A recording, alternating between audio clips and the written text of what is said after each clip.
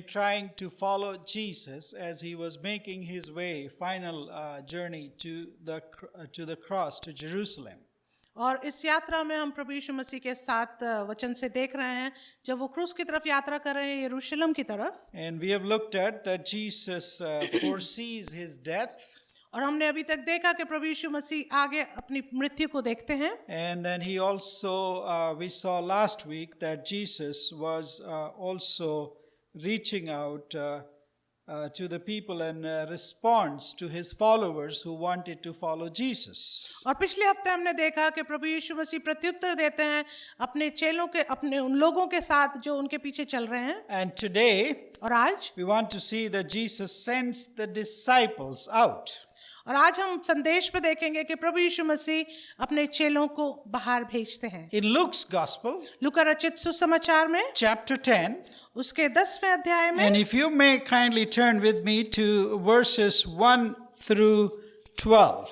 और यदि आप मेरे साथ निकाल लें लूका रचित सुसमाचार 10 अध्याय 1 से 12 आयत तक. And if anybody can read that in any language or version, that will be great. Luke chapter 10 and verses 1 through 12. और आप में से कोई भी किसी भी भाषा में किसी भी अनुवाद में यदि पढ़ना चाहे तो वो पढ़ दे. लूका 10 उसका 1 से 12 आयत तक. परमेश्वर अपने वचन के पढ़े और सुने जाने पर आशीष दे. So we find Jesus still on the road. और अभी तक हम देखते हैं कि प्रभु यीशु मसीह अभी भी मार्ग में हैं. He is still on the way to Jerusalem. वो अभी भी यरूशलेम के रास्ते में हैं. In fact, we find Jesus often on the road. यहाँ तक कि हम कई बार प्रभु यीशु मसीह को सड़क पर देखते हैं. In the Gospels, you'll find Jesus mostly on the road. और जितने भी ये सुसमाचार हैं इनमें ज्यादातर समय में आप देखेंगे प्रभु यीशु मसीह सड़क पर हैं. That's a symbol of a Christian journey, a journey that God calls us on. और ये एक चिन्ह है हर एक मसीह के लिए जिसको प्रभु यीशु मसीह सेवा के लिए बुलाते हैं. And on the way to the cross, और क्रूस के रास्ते पर in Luke's chapter 10, लूका रचित सुसमाचार 10 अध्याय में Jesus sends out 70 people or 72 people, some versions say, as evangelists, as missionaries, as preachers. और प्रभु यीशु मसीह करीब 72 लोगों को सेवा के लिए भेजते हैं. Now these group of people, I believe, are different from the earlier group of people that Jesus had sent out. और ये जो 72 लोग हैं ये उन लोगों से भिन्न है जिनको यीशु मसीह ने पहले भेजा. If you go back a chapter earlier in Luke chapter 9, यदि आप एक अध्याय पीछे जाएंगे लूका 9 में, and verse 1 to 2 say, उसकी पहली दूसरी आयत में लिखा and है, he called the 12 और उसने 12 को बुलाया and together and gave them power and authority over all demons and to cure diseases, and he sent them out to proclaim the kingdom of God and to heal. लूका 9 1 और 2 में इस प्रकार लिखा है, फिर उसने 12 को बुलाकर उन्हें सब दुष्टात्माओं और बीमारियों को दूर करने की सामर्थ और अधिकार दिया, और उन्हें परमेश्वर के राज्य का प्रचार करने और बीमारों को अच्छा करने के लिए भेजा. So that was one group of Jesus's disciples. तो ये जो है ये एक समूह है प्रभु यीशु मसीह के चेलों का. But Jesus did not have just one group of disciples. और यीशु मसीह के पास केवल एक ही समूह नहीं था शिष्यों का. He had thousands of people following him. उसके पास हजारों लोग थे जो उसके पीछे चल रहे थे. Out of them he had chosen just the 12 to be called his apostles. और उनमें से उसने करीब 12 लोगों को चुना जो जिनको उन्होंने प्रेरित कहलाया. And then in Luke chapter 10 today we see, और आज हम लूका रचित सुसमाचार 10 अध्याय में he देखेंगे sends out the 72. वो भेजते हैं 72 लोगों को. But before they are sent out, पर इससे पहले कि वो भेजे जाते they are appointed. उनको नियुक्त किया It जाता है. says that they were appointed. Jesus, the Lord appointed the 72 others other than the 12. और उन 12 के अलावा वचन में लिखा है लूका 10:1 में, इन बातों के बाद प्रभु ने 70 और मनुष्य नियुक्त किए. So this was a larger group. और ये थोड़ा बड़ा समूह था. They were not the apostles, ये प्रेरित नहीं थे, but they were volunteers for the mission of God. पर ये वो लोग थे जिन्होंने अपने आप को सेवा में दिया, सेवा करने के लिए। So these were the people who have been following Jesus for some time now. और ये वो लोग हैं जो अभी कुछ समय हो गया उनको प्रभु यीशु मसीह के पीछे चलते हुए। And this group of people includes men and women and all kinds of different people. And if you continue to read Luke's gospel, you will see that this group of people was around Jesus most of the time. और यदि आप इसको ध्यान पूर्वक पढ़ें लूका 10 को, तो आप देखेंगे कि उसमें मनुष्य और नारी, सब स्त्रियां, सब कोई थे, और वो ज्यादातर समय प्रभु यीशु मसीह के चारों ओर रहते थे। So what is Jesus doing to this group of 72 people? तो ये जो 72 लोग हैं, इनके साथ प्रभु यीशु मसीह क्या कर रहे हैं? He is teaching them, he is giving them instructions. वो उन्हें निर्देश दे रहे हैं और उन्हें शिक्षा दे रहे हैं। And the basic fundamental thing about this passage is और जो फंडामेंटल बातें हैं वो ये हैं, how to represent Jesus to others. और उसमें ये बता रहे हैं कि कैसे हम दूसरों को प्रभु यीशु मसीह के बारे में बता सकते We हैं। as the followers of Jesus Christ, और हम जो प्रभु यीशु मसीह के पीछे चलते हैं, whom Jesus calls as his disciples, जिनको प्रभु यीशु मसीह अपने शिष्य कहते हैं, we cannot be his disciples if we don't do his going. और यदि हम उसके काम को ना करें तो हम शिष्य भी नहीं कहला सकते। And when we go, और जब हम जाते हैं, Jesus wants us to represent him. प्रभु यीशु मसीह चाहते हैं कि हम दूसरों को उनको रिप्रेजेंट We करें। don't go on our own. हम अपने आप से नहीं But जाते। verse 110 chapter 1 says, पर, verse 1 says, लूका 10:1 कहती है, the Lord appointed them. उसमें लिखा है प्रभु ने उन्हें नियुक्त The किया, Lord called them. प्रभु ने उन्हें बुलाया, The Lord commissioned them. प्रभु ने उन्हें सेवा दी, And then he says he sent them out. और ऐसा करने के बाद उन्होंने उसे भेजा। Being called by the Lord, प्रभु यीशु मसीह के बुलाए जाने के being बाद, appointed by him, उसके द्वारा नियुक्त किए जाने के being बाद, commissioned to do his will, और उनको वो सेवा प्रदान किए जाने के बाद, is the prerequisite of being sent out as the proclaimers, as those who proclaim the gospel of Jesus Christ. और ये मुख्य बातें हैं उन लोगों के लिए जो प्रभु यीशु मसीह का सुसमाचार लोगों को पहुंचाते हैं। Now everybody can go out and say, I am a preacher of the gospel. और हर एक जा सकता है और बोल सकता है कि मैं सुसमाचार प्रचार करता हूँ। Not all of them represent Jesus Christ. पर वो सब जो है वो प्रभु यीशु मसीह को नहीं रिप्रेजेंट करते। It is important. ये जरूरी है, And that's why Jesus did this exercise. और इसलिए प्रभु यीशु मसीह ने इस कार्य को किया। And that's why Luke the evangelist notices this for us and for you and for me. इसलिए लूका जो इवेंजलिस्ट है वो हमको आज सिखाना It चाहते is हैं significant that we give thought to how we represent our Lord and our Savior Jesus Christ in this world. और ये हमारे लिए बहुत ही जरूरी है हम इस बात को जाने कि हम कैसे प्रभु यीशु मसीह को दर्शाएं लोगों के बीच में। So some of these instructions, और इसलिए हमारे बीच में जो ये निर्देश दिए गए हैं, they applied, we should remember, they applied mainly to the context in which Jesus was sending them. और ये उस समय के लिए है जिस समय में प्रभु यीशु मसीह उन लोगों को भेजते हैं। All of them do not apply to us today.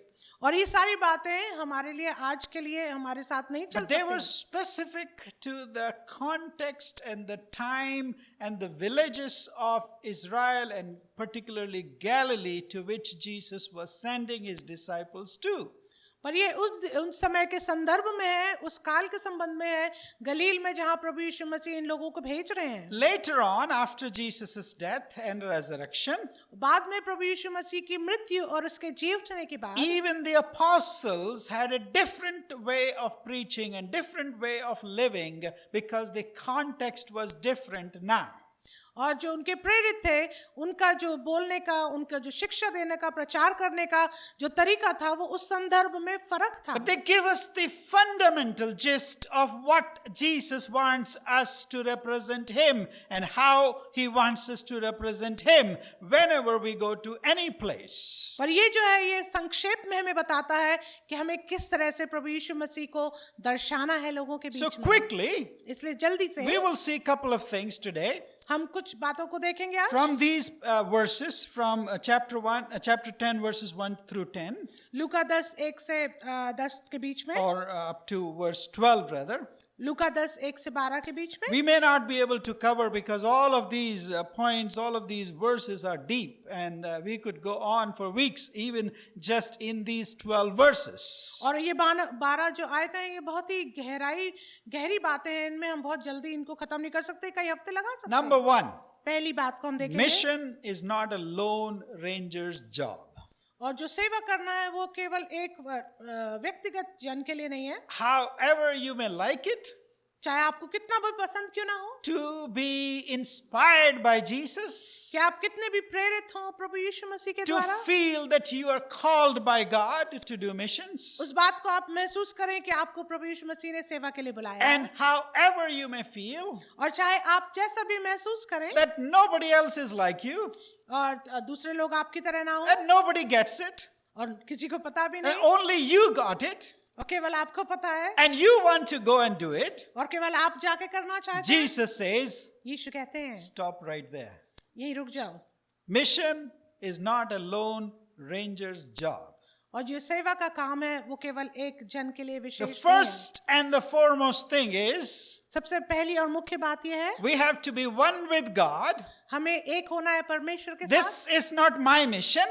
ये मेरा काम नहीं है This is not the church's mission. ये कलीसिया का काम भी This नहीं है cannot be your mission. ये आपका काम भी नहीं It है is God's mission. ये परमेश्वर का काम है He is gracious वो बहुत दयालु है that He invites us to participate in His mission on this earth. वो इतना दयालु है कि वो हमें आमंत्रित करता है कि हम उसके इस काम में सहभागी हों So we are in team with God. इसलिए हम एक टीम की तरह है परमेश्वर के साथ Well, you can say, yeah, we know that. But you know, this guy on the left and this girl on the right, you know, I don't care about them. I don't like them. I cannot work with them. और आप कह सकते हैं हमको तो ये पता है लेकिन दाएं बाएं जो लोग हैं ये मैं इनके साथ काम नहीं कर सकता And Jesus sets an example. लेकिन परमेश्वर एक उदाहरण देते हैं In Luke chapter 10 and verse 1, लूका 10:1 में Jesus said, Prabhu Yeshu- the word says, after this, वचन में लिखा है इसके बाद the Lord appointed प्रभु ने नियुक्त किया 72 others on ahead of him. और प्रभु यीशु मसीह ने 72 लोगों को नियुक्त किया Listen, it is not their mission. आप याद रखें ये उनका काम नहीं है They were going as messengers to prepare the way of the Lord. वो संदेश वाहक की तरह भेजे जा रहे थे ताकि रास्ता तैयार करें प्रभु के लिए They were going ahead of him, वो उसके आगे जा रहे हैं means Jesus was going to follow them. उसका मतलब ये है कि प्रभु यीशु मसीह उनके साथ जा रहे हैं And Jesus went to all of these villages where he sent his disciples to. और प्रभु यीशु मसीह उन सब गांवों में गए जहां उन्होंने अपने सेवकों को भेजा We often think, हम काफी बार if I सोचते हैं plant a church, कि यदि मैंने एक कलीसिया स्थापित if I की share the gospel, यदि मैंने वचन बांटा and if I plant something that becomes big and large, और यदि मैं कोई ऐसा काम करूं जो बड़ा बन जाए it is mine. वो मेरा हो गया It is my responsibility. वो मेरी जिम्मेदारी It है is my little kingdom. वो मेरा छोटा सा It's राज्य है my little church. वो मेरा छोटा सा It's कलीसिया my है little denomination. वो मेरी छोटी डिनोमिनेशन है And we've got the truth और मेरे पास सच्चाई है that nobody else knows. जो किसी को नहीं मालूम And then we forget who is behind us. और हम ये भूल जाते हैं हमारे पीछे है कौन Who sent us? हमें किसने भेजा है Who appointed us? किसने हमें नियुक्त किया Who called us? किसने हमें बुलाया For whom are we working? और हम किसके लिए काम कर रहे हैं No, my dear friends, it's not about me. मेरे मित्रों ये मेरे लिए नहीं है It's not my ministry. ये मेरी सेवा भी नहीं है That's why from the beginning, I always question and I asked, how come people establish ministries? They are huge and they are doing great, but they are named after a person who feels called by God. और कभी कभी मैं सोचता हूँ कि ऐसा कैसे हो सकता है कि किसी को बुलाया जाता है सेवा के लिए और उनका जो सेवा है एक मनुष्य के लिए बन जाती है और वो भूल जाते हैं कि किसने उनको बुलाया है Vinod John Ministries International. और हो सकता है वो विनोद जॉन इंटरनेशनल मिनिस्ट्री हो Halcourt International. Brother hall ministry I mean, who am I? मैं कौन हूँ A volunteer. मैं तो केवल सेवा करने वाला, स्वयं से देने वाला Not हूँ। my mission, ये मेरा काम नहीं है, mission of God, ये परमेश्वर का काम who है, says, go ahead of me, जो कहता है मेरे आगे जाओ I'll come and follow and see what you do. और मैं देखूंगा कि तुम क्या कर रहे It's हो। not my job. ये मेरा काम नहीं है, I am commissioned to do a job that is His. मुझे वो काम दिया गया जो उसका काम है। If I fail, that's okay. He will still love me. और यदि मैं वो काम करता हूँ, हार जाता हूँ, तब भी वो मुझसे प्यार It's करेगा। not my job to establish a huge kingdom that will be remembered in my name and people will call me, oh, what a great missionary, what a great preacher. और ये उस बात के बारे में भी नहीं है कि मैं जब मर जाऊं तो लोग मेरी बहुत तारीफ करें कि मैं कितना बड़ा व्यक्ति था। But is the kingdom of God being built? पर इसके द्वारा क्या परमेश्वर का राज्य बढ़ रहा है? That should be my overarching thinking all of the time. और ये मेरी सोच होनी चाहिए हमेशा मेरे हृदय में। That's why इसलिए Jesus also sent them 2 by 2. इसलिए प्रभु यीशु मसीह ने उनको दो दो करके भेजा। Now there were 36 couples. Okay. और वहाँ कम से कम 36 जोड़े थे। And indulge with me for a moment. Remember, I always wonder who must have been paired with Peter. और आप मेरे साथ साथ इस बात को सोचे कि पतरस के साथ किसको भेजा होगा प्रभु यीशु मसीह Or ने? who was teamed up with Judas? या किसको बनाया होगा यहूदा का पार्टनर Or Mary Magdalene? या Mary मगदलीन? They must have said, I'm not going to be with her. Jesus, how dare you send me with Mary Magdalene? Don't you know about her? Don't you know what people think in the villages about her? और हो सकता है कि मरियम मगदलीनी के लिए भी लोग ऐसा सोचते हो कि मैं उसके साथ कैसे जा सकता हूँ, सब लोग उसके बारे में जानते हैं। Jesus sent them 2 by 2 प्रभु यीशु मसीह ने उनको दो दो करके जोड़े में भेजा for a great lot of reasons. और बहुत से रीजन हो सकते हैं। Number 1, in the book of Deuteronomy, we know that the testimony of the 2 will be accepted in the court. So if some people testify, 2 of them together about Jesus Christ, about the kingdom, they will be accepted. और यदि हम पुराने नियम में जाएं तो व्यवस्था विवरण में लिखा गया कि 2 जन जब जाएंगे तो उनकी गवाही मानी जाएगी, इसलिए उनकी बातों को सुना जाएगा। But also, पर और ये भी है, when you go into missions, when you go and share the gospel, और जब आप सुसमाचार को जाकर प्रचार करते हैं, Jesus doesn't want you and me to claim it as our own. तो प्रभु यीशु मसीह नहीं चाहते हैं कि जब हम उस काम को करते हैं कि हम उसको अपना बना लें। And if there is another person with me like Judas or Peter or Mary or Magdalene or anybody, और हो सकता है इन लोगों के साथ अगर कोई मेरे को रख दे, there is less chances of I calling it my ministry and my church and my denomination and my this and my that. तो यदि मेरे साथ दूसरे जन को रख दिया जाए तो ये उसमें कम ऐसी बात होगी जब मैं उसको अपना बनाऊंगा। Mission is about partnership. और जो सेवा करना है वो है मिलजुल कर पार्टनर में काम। First, partnering with God, whose mission it is. पहले उसके साथ परमेश्वर के साथ जिसका वो काम है। Secondly, partnering with others whom we don't like, or maybe they don't get along with us. और दूसरा उन लोगों के साथ जिनको हम नहीं पसंद करते या जिनके साथ हमारी बनती नहीं। You know very well. आप अच्छी तरह से The जानते हैं 12 disciples of Jesus, प्रभु यीशु मसीह के जो 12 चेले थे, whom he sent them out earlier in chapter 9, और 9 अध्याय में जिनको प्रभु यीशु मसीह ने पहले भेजा, all of them had different personalities and different characteristics. और वो जो हर एक 12 लोग थे, हर एक की अलग अलग व्यक्तिगत रीति से उनकी पर्सनालिटी थी। And now we have a group of 72 people. और अब जो है 72 लोग हैं, 72 different denominations, 72 different churches, 72 different characteristics and different characters. और ये अलग अलग चरित्र हो सकते हैं 72 तरीके के। And Jesus sends them out 2 by 2. और प्रभु यीशु मसीह ने उनको 2-2 करके भेजा। That means to learn to get along with the other people that you don't like or don't agree with. इसका मतलब यह है कि हम उन लोगों के साथ भी काम करें जिनको हम नहीं पसंद करते या जो हमारे जैसा नहीं सोचते विचारते। Walk with them. उनके साथ साथ चलें। Hold their hand together as you walk on the mission. और उनका हाथ पकड़ के आप साथ में चलें जब आप उनके प्रभु यीशु Even if they don't agree with you in anything, चाहे आपके साथ वो सहमत हो they या ना are हो, bound to go to these villages and do the missions together. उनको बोला गया था कि वो साथ में रहकर प्रभु यीशु मसीह के कार्य को If they करें। were welcomed by some people, यदि उनको किसी लोगों के द्वारा उनको स्वीकार they किया जाता, perhaps had to share the room with these people. हो सकता है उनको उनके कमरों को शेयर करना पड़े, Learn with them, eat with them, dine with them, and walk with them, and work with them. उनके साथ काम करें, उनके साथ खाना खाएं, उनके साथ सम्मिलित You रहें। don't go into a different place in a village, in a culture, आप दूसरे गांव में, दूसरे संस्कृति में जब जाते हैं, bringing your own things and bringing your own agendas. क्या आप अपने एजेंडा को लेकर अपने साथ जाएं, But you go with somebody who is not like you.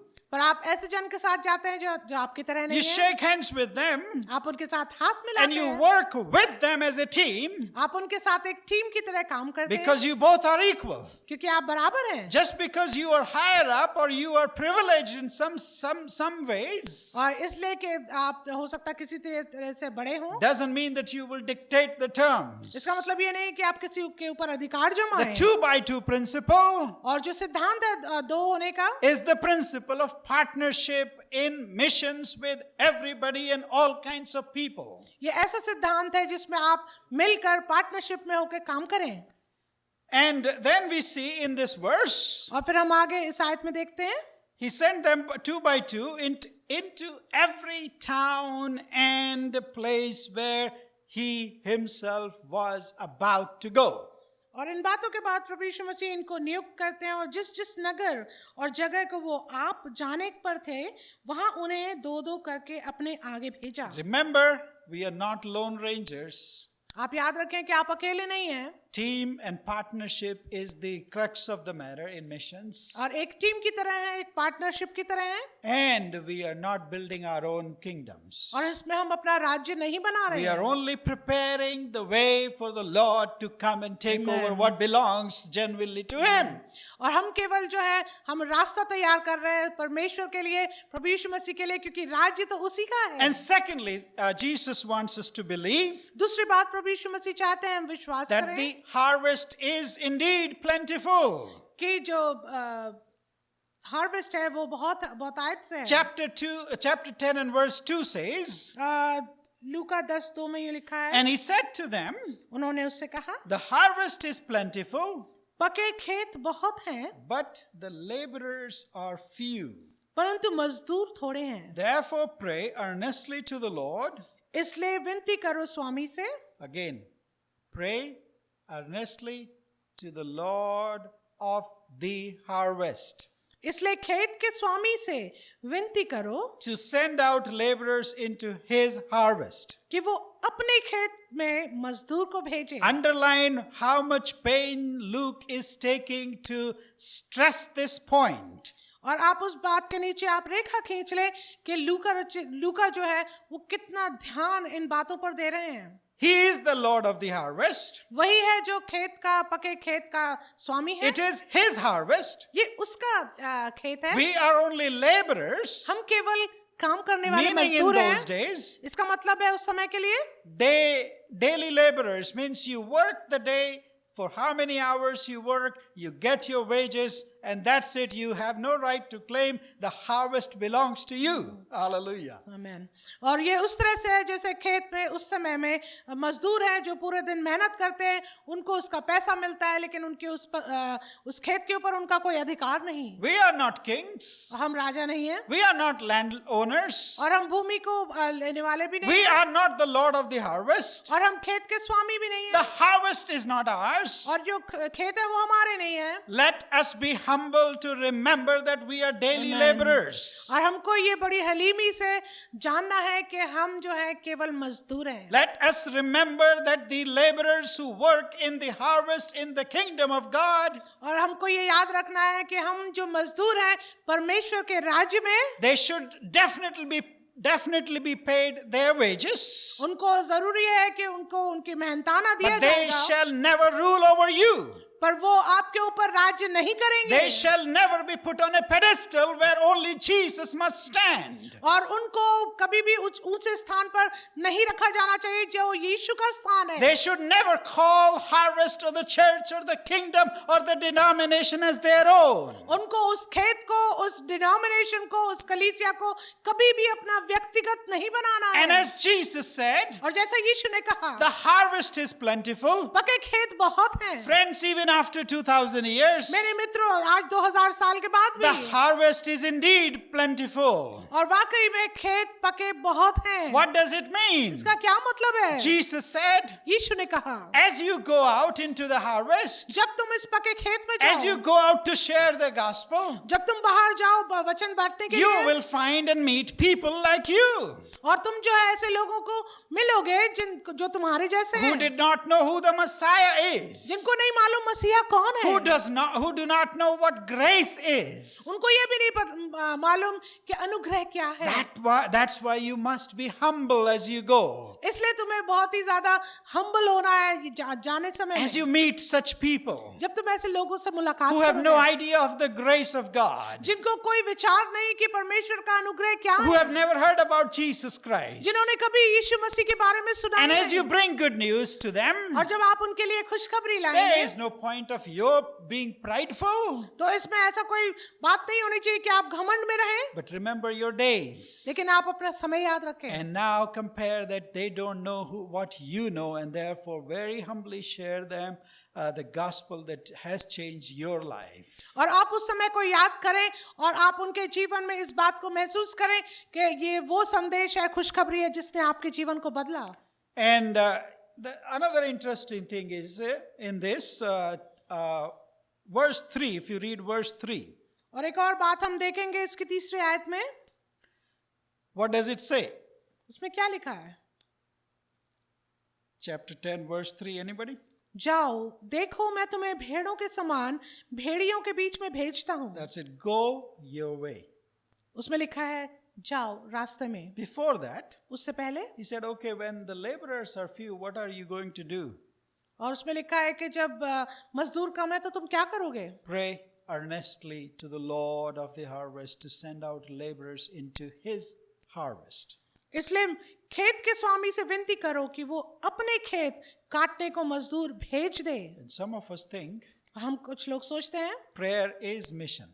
कि प्रार्थना करना एक मिशन है Sitting around and in our comfortable homes and praying is mission. और अपने घर में आराम से रह के प्रार्थना करना ही एक मिशन है Yes, Jesus called his people to pray.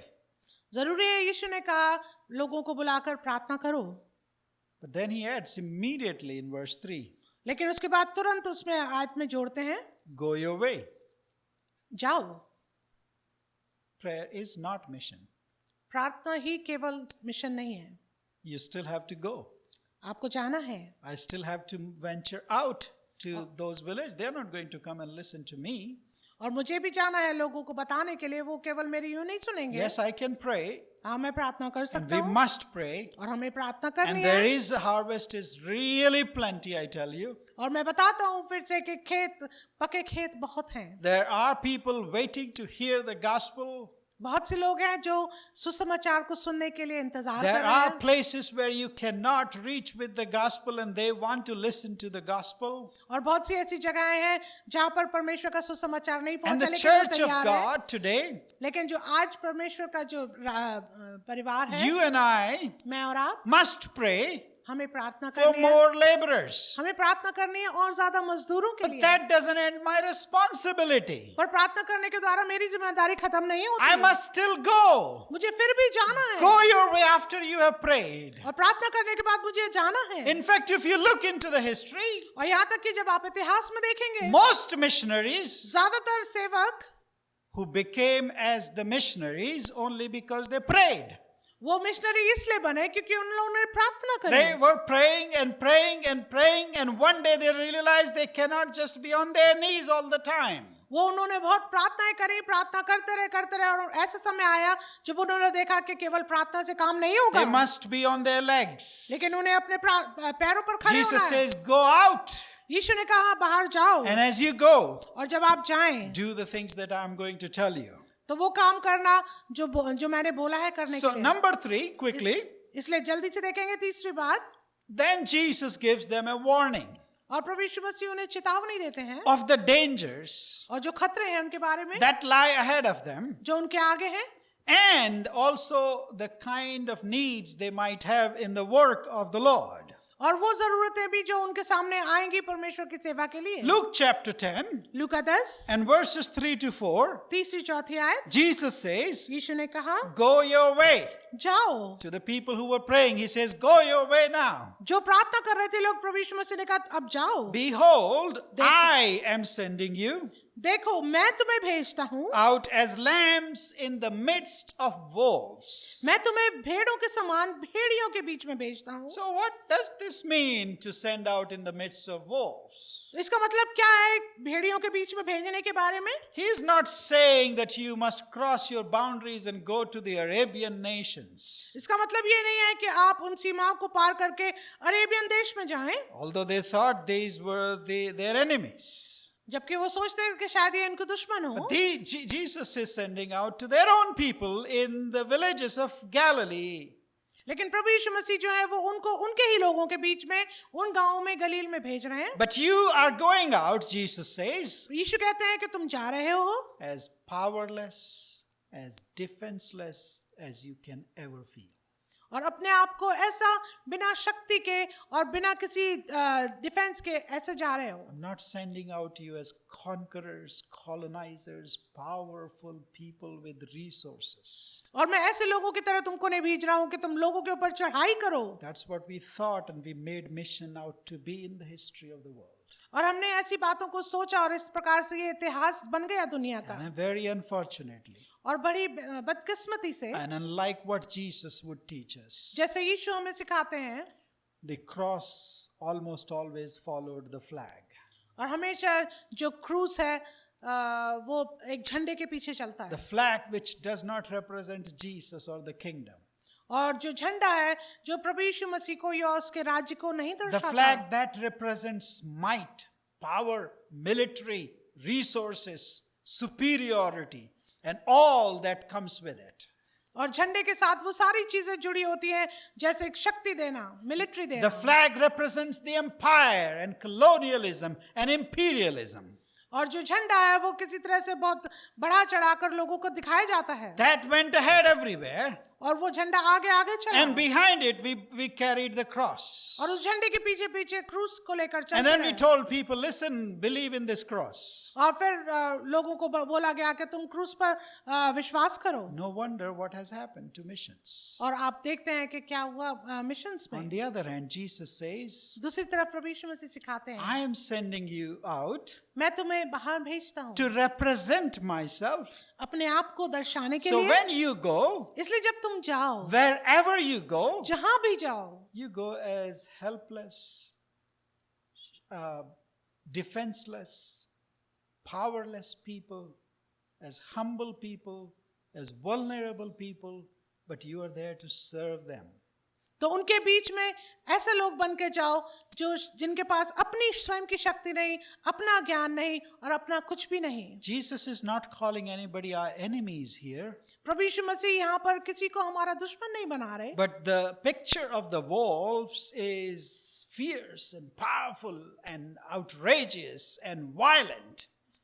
लेकिन जो भेड़िए का जो एक चित्र हमें दिखता है वो बहुत ही ज्यादा कठोर दिखाई देता है। That is everybody in the world. और वो पूरी दुनिया में जो जैसे लोग हैं, In the midst of them, उनके बीच में we carry a message of hope and grace and forgiveness. हम उनके बीच में एक संदेश लाते हैं अनुग्रह का, क्षमा का। Therefore, we have no arms, and Jesus specifically told them this time, don't carry any arms. और इसलिए हमारे पास कोई हथियार नहीं होते। यीशु मसीह ने स्पष्ट You are कहा, defenseless. तुम्हारे पास अपनी कोई ताकत नहीं, You are open. और तुम खुले हुए You हो, are vulnerable. और तुम अपने आप को परेशान भी डाल सकते हो। People will make you also vulnerable. They might even kill you like they are going to kill me in a few days. और जो लोग हैं वो नापसंद करते हुए वो तुमको मार भी सकते हैं, जैसे मेरे साथ होने जा रहा है। But the lamb represents the Lord Jesus Christ. लेकिन जो भेड़ है वो प्रभु यीशु मसीह को दर्शाता है। The lamb represents Jesus, who is willing humbly to lay down his life.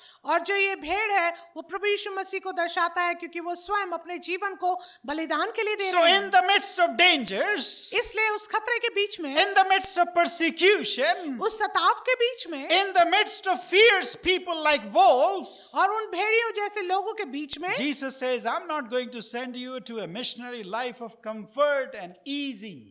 प्रभु यीशु मसीह कह रहे हैं कि मैं तुमको ऐसे लोगों की तरह नहीं भेजूंगा जिनका बहुत आरामदायक But जीवन you हो, go as lambs, लेकिन तुम जाओ भेड़ के समान, as defenseless as lambs, और जैसे भेड़ों को अपने पास अपनी कोई ताकत नहीं as होती, harmless as lambs, और जिनमें कोई खतरे का चिन्ह नहीं, and as dependent on God as I am and as every lamb is. और जैसे हर एक भेड़ जो है अपने चरवाहे के ऊपर भरोसा रखती है। Not only they were unarmed, ना केवल उनके पास हथियार नहीं थे, but they were also not depending on anything like a purse or bag or this or that will weigh them down. और ना उनके पास कोई ऐसी भारी चीजें थी जिनके भार से वो अपने आप को थका हुआ महसूस करें। Why would Jesus do this? प्रभु यीशु मसीह ऐसा क्यों कर रहे So हैं? that people will recognize ताकि लोग उनको they पहचानें are the disciples of Jesus. कि ये यीशु के चेले हैं। They bring no threat to people. ये लोगों के लिए कोई खतरा नहीं They latte, bring no harm to people. ये लोगों को परेशान भी नहीं And they करते, are not like the Roman soldiers. और ये किसी प्रकार से रोमी सरकार के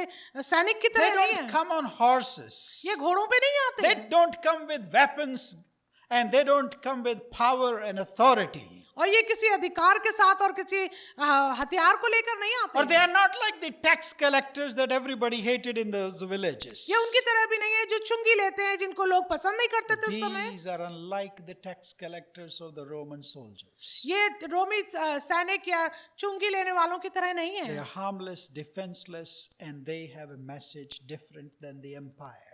ये बिल्कुल खतरे वाले नहीं है, खतरे से रहित है, क्योंकि इनके पास एक सुंदर सुसमाचार है। And then he also said, और फिर वो ये भी कहते हैं greet no one on the road. कि रास्ते में लोगों को नहीं मिलना, Don't entangle yourself in these social gatherings. और लोगों के साथ सभाओं में गैदरिंग्स में ना जाना। You would think, that is, what did Jesus mean by that? If somebody greets me on the road, I shouldn't greet them.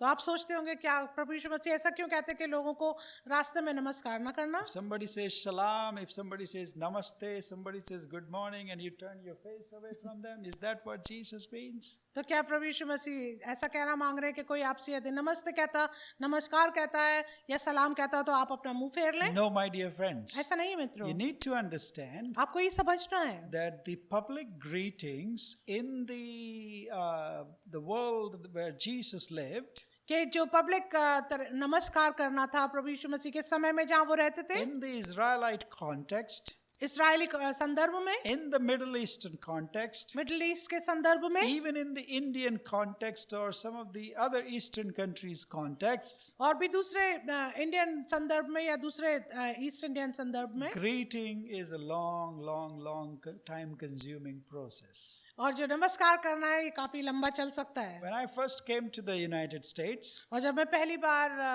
America आया I was on a seminary campus, और मैं एक सेमिनरी के and campus में था, people are busy everywhere. Especially these students are busy. Everybody is busy on the campus. तो उस campus में सभी लोग बहुत व्यस्त रहते हैं। So people will call out my name, or people will just say, "Hi, how are you doing?"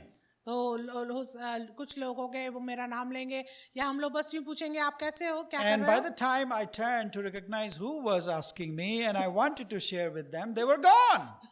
और जब तक मैं देखूं कि किससे मैं बात कर रहा हूँ, किसको मैं जवाब दे रहा हूँ, वो चले गए। They're not interested in my answer. वो मेरे उत्तर में दिलचस्पी नहीं रखते। It is just a way of greeting people. Hey, how are you doing? और And ये that's क्या- it. You don't stay. You don't wait. You don't slow down to ask or to really be interested in the life of people, if they are really interested, if they are really doing good or not. लेकिन लोग इतने व्यस्त होते हैं कि वो इस बात में दिलचस्पी नहीं रखते कि आप कैसे हैं, वो बस बोलते हैं और चले जाते हैं। But in this culture that Jesus was talking about, लेकिन इस संस्कृति में जिसके बारे में प्रभु यीशु मसीह बातचीत कर रहे हैं, greeting was something that really meant something. और किसी को नमस्कार करने का मतलब जरूरी था कि उसका मतलब हो। When you stop somebody on the road, जब आप रास्ते में किसी को रोकते when हैं, you ask them how they were doing, जब आप उनसे पूछते हैं वो कैसे हैं, it doesn't stop there. वो वहीं खत्म नहीं हो जाता। Then you ask about their village. तब आप उनके गांव के बारे में Then you बात ask करते about their cows. हैं। तब आप उनके खाओ के बारे में बात Then you करते ask हैं। about their goats. तब आप उनकी बकरी के बारे में Then you जानते ask about the whole relatives and all people in that village, and it may take hours before you can get and say goodbye. हैं। और तब आप उनके पूरे घराने के बारे में, उनके गांव के बारे में, उनके रिश्तेदारों के बारे में बात करते काफी समय लग जाता है। So what Jesus is saying, इसलिए प्रभु यीशु मसीह क्या कह रहे हैं remain focused. कि अपना ध्यान केंद्रित रखो। You are on a mission. तुम एक कार्य में हो, You are commissioned. तुमको सेवा दी You are गई, appointed. तुमको नियुक्त You किया गया। cannot waste your time in the worldly affairs only. तो तुमको समय नहीं व्यर्थ बिताना है। You remain focused on what you are doing at this moment. तो इस समय में तुम्हें क्या करना है, तुम्हें उसमें केंद्रित रहना है। And let's go further. आगे चलें। And fourthly, चौथी बात हम देखें, Jesus is saying, यीशु ने कहा missions is about bringing peace and good news rather than condemnation to people. और इस सेवा का मतलब है लोगों के बीच में शांति और खुशखबरी देना है, बजाय उनके ऊपर दोष लगाने So का। as you enter a village, और इसलिए आप जब गांव में जाएं there will be people who would welcome you. तो हो सकता लोग होंगे जो आपको स्वीकार So the करेंगे। first thing you have to say, इसलिए आपको जो पहली बात कहनी है peace be to this house. कि तुम्हारे घर में कल्याण हो, Or as the Hebrew people say, shalom. या जैसे इब्रानी लोग कहेंगे shalom, Shalom be your portion. तुम्हारा शालोम तुम्हारा हिस्सा हो। We come in peace. हम शांति में आते We हैं, bring you peace. हम कल्याण लाते हैं, We mean peace for you. हम शांति तुम्हारे लिए मांगते And हैं। peace in the Hebrew culture और इब्रानी संस्कृति में शांति का is मतलब not just the outward ये peace, केवल बाहरी तरीके का शांति नहीं not है, just the wordy peace that you say only through your words, ये केवल शब्द रूपक शांति नहीं, but the words mean something. लेकिन ये जो शब्द है उनका अर्थ होता The है, word brings something. और जो शब्द है वो कुछ लाता The है, word bring God's peace. और ये जो शब्द है ये परमेश्वर की शांति लाता है। Shalom brings God's presence.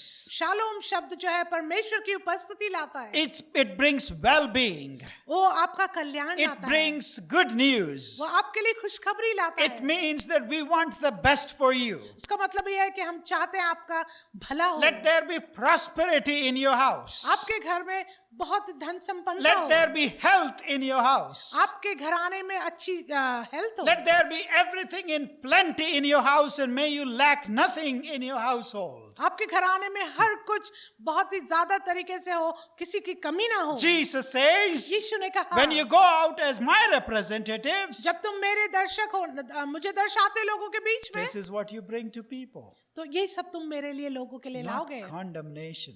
उन पर दोष नहीं Hey, लगाओगे। throw out these idols from your home. You are going to hell. You are this and that and that. And condemnation is not the way of mission of Jesus, my dear friends. और लोगों के ऊपर दोष नहीं लगाना है कि तुम ये ना करो वो ना करो, लेकिन उनके घर में शांति And लाना है। interestingly, it says, और दिलचस्प रूप से when you stay in that house, जब आप उस घर में रहें you cure the sick that are in that house. तो उन घर में जो बीमार हैं आप उनके लिए प्रार्थना करें। And he says before that, if they invite you, they welcome you, they set before you, whatever they set before you, eat. और उसमें लिखा है कि जिस घर में रहो तो जो कुछ तुम्हें मिले उसे खाओ, उनके साथ रहो। If it goes well with you, great. यदि वो तुम्हारे साथ भला होता है तो अच्छी बात है, And you heal their sick. और तुम उनके बीमारों के लिए प्रार्थना करो, चंगाई के लिए, And then whatever they feed you, just eat. और वो जो भी तुम्हें खिलाते हैं उसे खाओ, Don't go house to house. लेकिन घर घर ना फिरना। What does it mean? इसका मतलब क्या है? Again, it's a cultural thing. फिर से ये एक संस्कृति की If बात है। you came as a guest in some of these villages, even today in India, और अब यदि आप भारत की बात करें तो यदि आप किसी के घर में मेहमान की तरह आते हैं, neighbors come to know before you come to know that you have guests. तो आपके जो पड़ोसी हैं वो आपसे पहले जान जाएंगे, And they come uninvited into your courtyard. और वो आपके आंगन में बिना बुलाए आ And जाएंगे, they want to bring these guests to their homes to feed them. और वो उन मेहमानों को अपने घर में लाना चाहते हैं उनकी सेवा करने के And लिए। often this hospitality is quite elaborate. और ये मेहमान नवाजी है, ये बहुत ही बड़ी तरीके से मानी जाती है। quite time consuming. उसमें काफी समय भी लग सकता है। Often people want to outdo each other.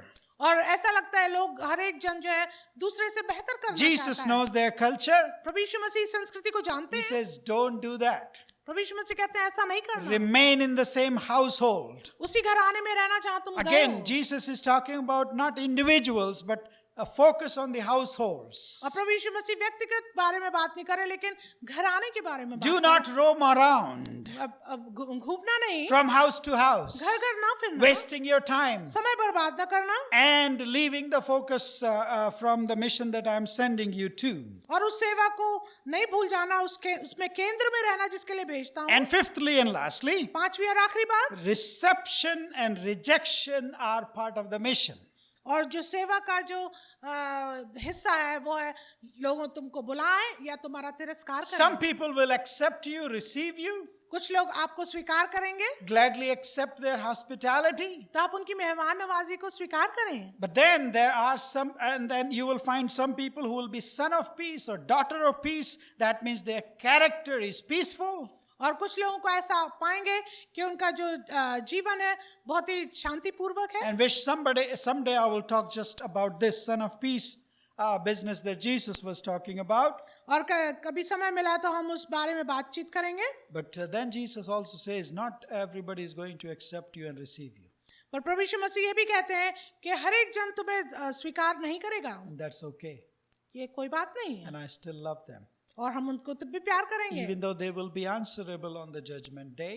और जबकि न्याय के समय में उनको हिसाब देना पड़ेगा। And before you go, you must make this clear to them. और आप इससे पहले कि उनके घर को छोड़ें, आप स्पष्ट बात बता दें। But just leave पर लेकिन आप छोड़ दें उस जगह को, without any hurt feelings. बिना किसी दर्दनाक बात के। Just leave and go to another village, another place where there will be a son of peace or a daughter of peace who will accept you.